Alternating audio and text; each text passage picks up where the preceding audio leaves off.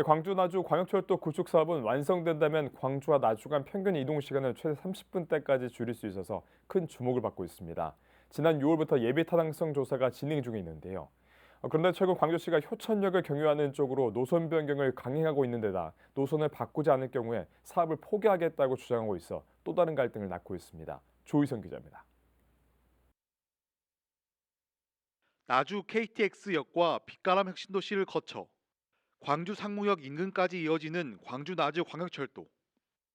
고무차륜 전용 지상 고가 방식으로 철도가 지어질 계획인데 광주와 나주를 오가는 이동 시간을 평균 30분까지 줄일 수 있어 지역민들의 많은 기대를 모았습니다.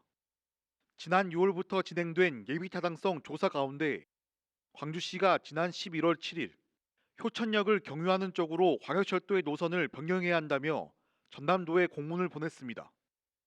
해당 공문엔 효천역을 거쳐가지 않을 경우 사업을 포기하겠다는 내용까지 담겨 있습니다.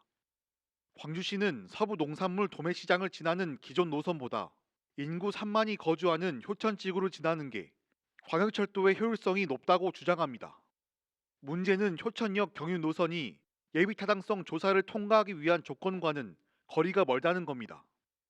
먼저 조사의 가장 중요한 부분인 BC, 즉 비용 대비 이익이 0.63으로 기존 노선보다 0.15가 낮습니다. 이뿐만 아니라 총 길이가 2.31km 더 늘어나면서 사업비도 2,600억 원 정도 증가한다고 예상됩니다.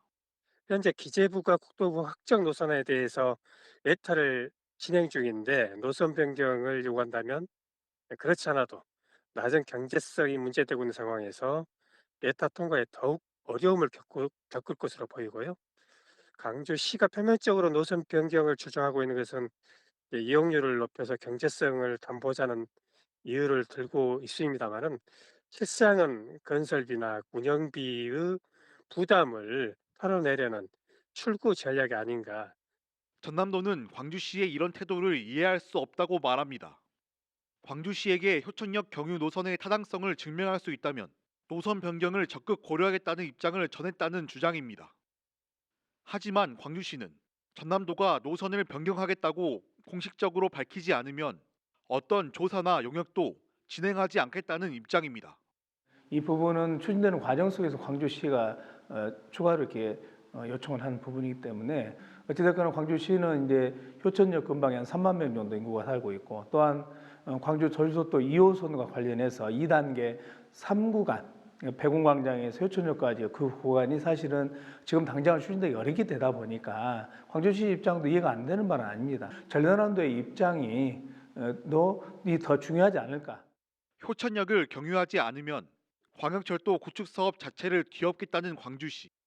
노선 변경의 타당성을 조사하기는커녕 증명하지도 않고 있는 상황에서 광주 나주 광역철도 사업은 지역 상생에서 갈등으로 노선을 변경하고 있습니다.